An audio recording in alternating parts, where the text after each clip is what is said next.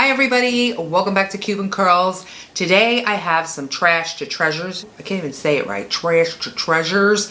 And I'm going to be using things that I either found in the garbage or were actually destined for the garbage. So if you want to see how I upcycled all my garbage, keep on watching. Hit it, boys. Excited about today's video. Trash to treasures are my favorite things to do. But I am even more excited because today's video is a collab with my girl, Nicole from The Week's Nest. I love Nicole. She'll take you from trash to treasure to farmhouse to boho. She does it all. Nicole is amazing. She thinks outside the box type of thing, and I love that. She also has an Instagram, Week's Nest. Go follow her over there. She posts a lot of her project pictures, updates about her life and what she's doing. She's fabulous. If you're coming over from Nicole's channel, welcome. I hope you stick around and, we can become friends. Did I say I love Nicole? She watches every single one of my videos. That is right, Marta. Oh my gosh. I am just so excited to be collabing with you. I love everything that you make. Just so creative. Like, what was it? You made the tier tray with the pizza box, like what an upcycle. The Dollar Tree curtains with the socks, and then the way you use nail polish remover. I didn't do and that. You stripped the chair and you just reupholster it. Like, girl, I didn't do that. You're genius. So to be collabing with you right now, like, I can't even tell you how excited I am.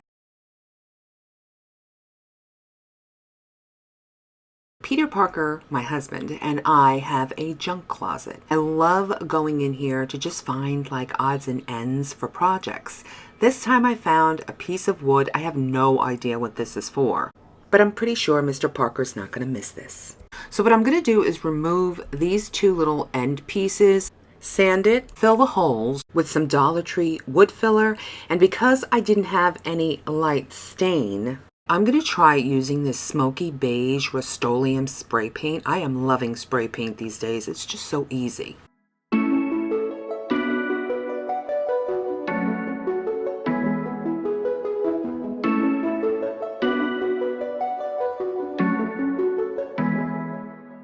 I was happy and surprised that this spray paint did exactly what I wanted it to do.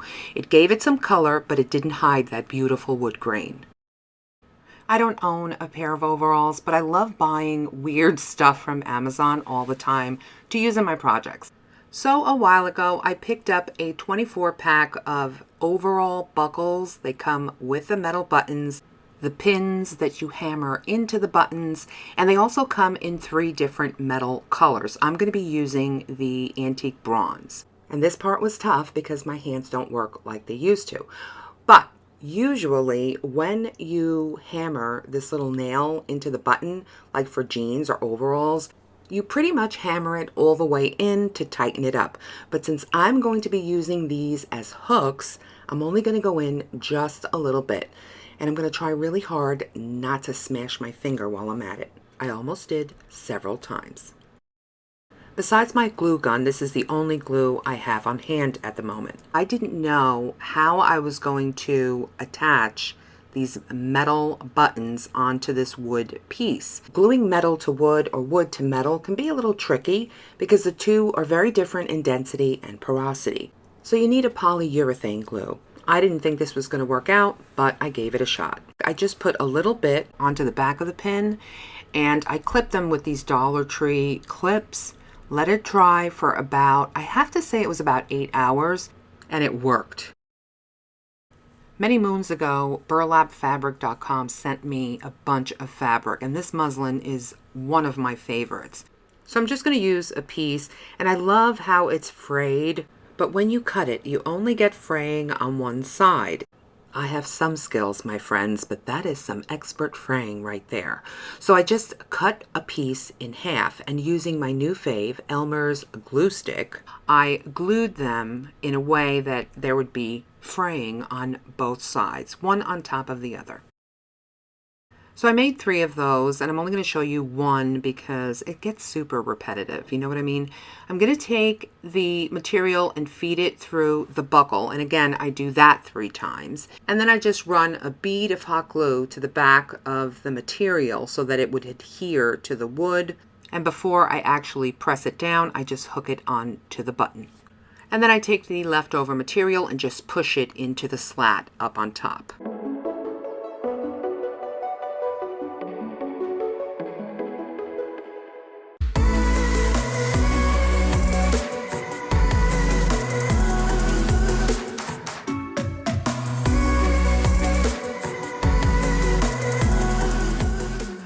This has to be my all-time favorite DIY.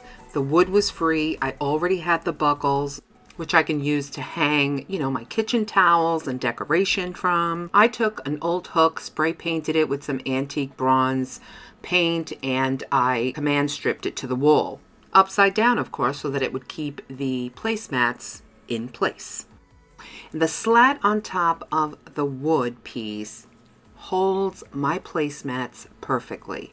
And I think that's my favorite part about this DIY. I seriously want to patent this. Anybody could use this in their kitchen, especially if you have a Peter Parker who can never seem to find them.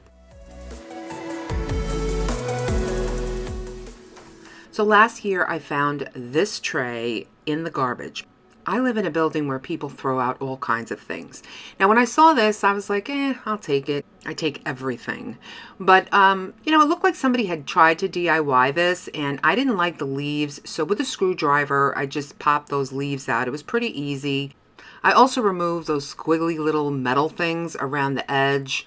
I didn't like that at all. It made it look very old-fashioned, and I wanted to see if I could possibly bring this into this century.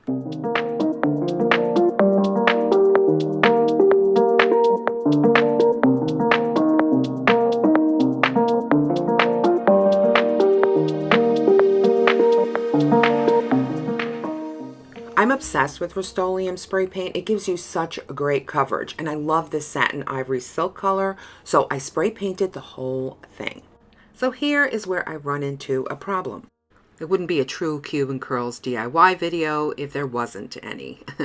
So once I spray painted it, I really didn't like the way that piece of metal that you see there looked. It looked crooked. It made it look weird. I remember thinking that it might have been designed that way because there were leaves on there. But like I said, I want to bring it to this century, so I just took a pair of wire cutters and I cut that off. It took me a while, but I managed to do it. And I think, removing those just left me with these straight pieces of metal like you see there in the openings. And that looks a little more modern. And by the way, I also had to sand down those little bits of metal that were left over, and I just did the best that I could. I change my mind a lot when I'm DIYing. It's the creative process. So I spray painted the whole thing with Rust-Oleum's metallic gold spray paint, and now I absolutely love this tray.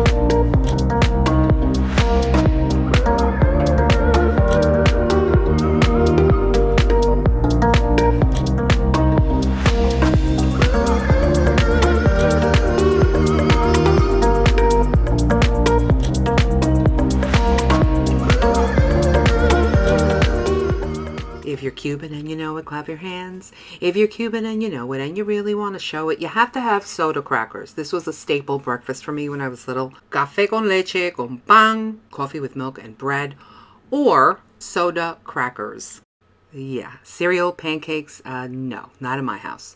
So I am still addicted to them, and I decided to take one of the many tins that I have and make something with it.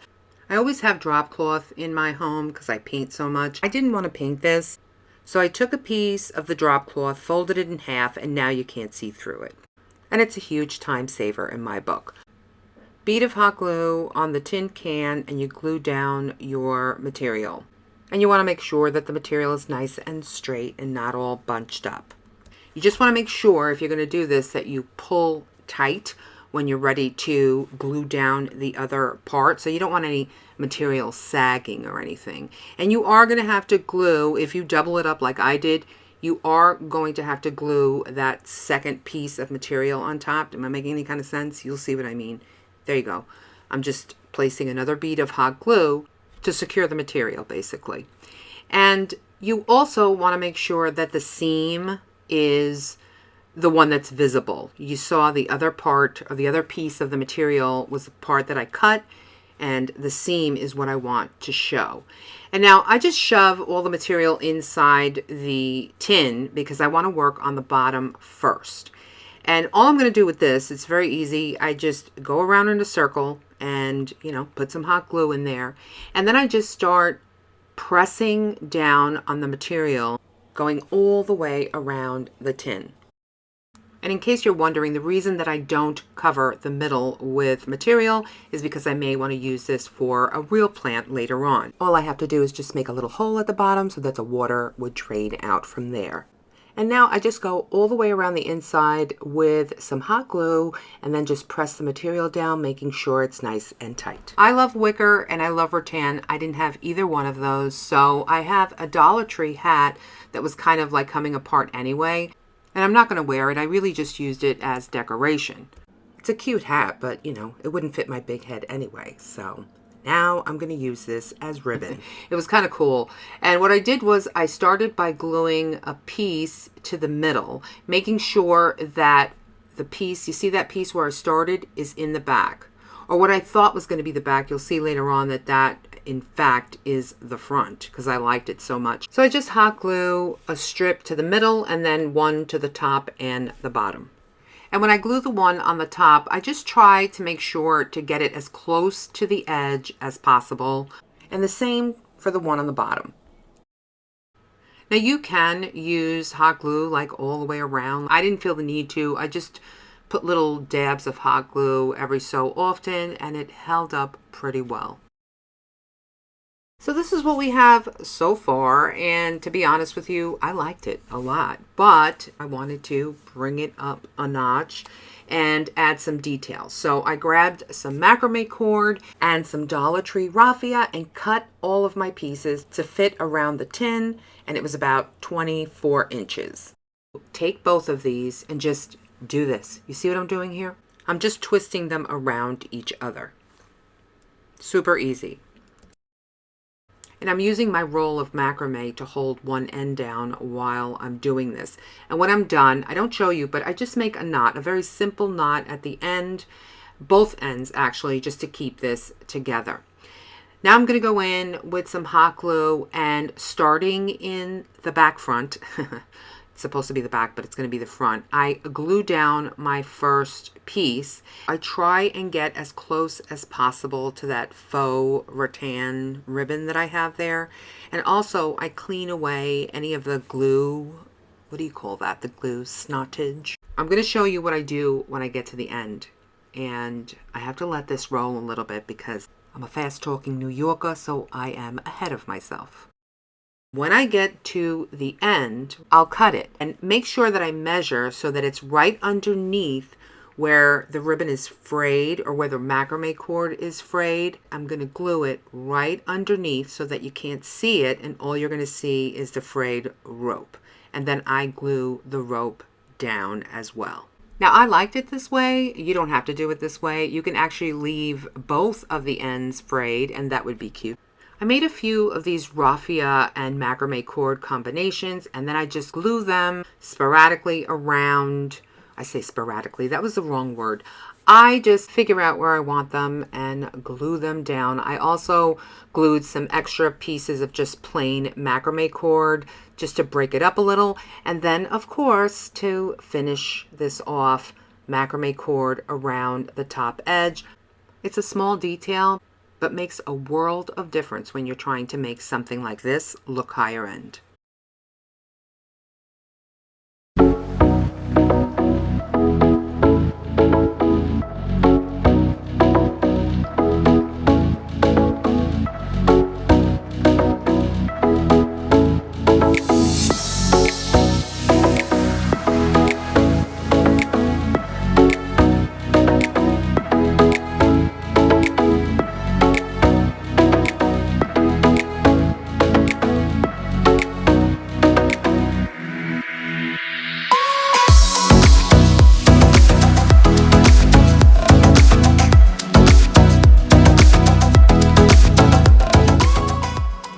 I'm obsessed with this thing. So much so that I made another one by macrame. I mean, I used the same material, but then I did some macrame around it.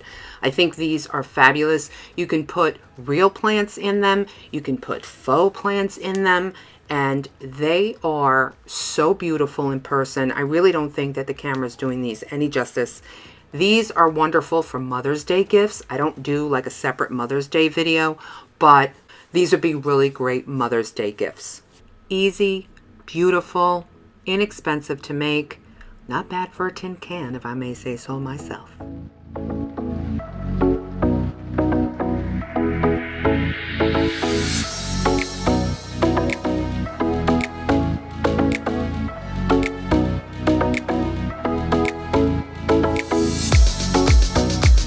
Don't forget to go over to Nicole's page and go see her video for the collab. I'm going to leave a link for the video down below somewhere. And I'm also going to leave a link to her channel. Like, subscribe to her, give her a virtual hug, and tell her I sent you.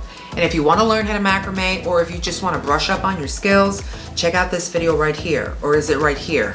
I don't know. It's a beginner's tutorial. It's slow, but I promise you, once you watch that video, you'll be making things in no time. I'm tooting my horn. Yes, I am. Toot toot. Thank you so much for watching. I love you guys. I'll see you in my next video. Bye, guys.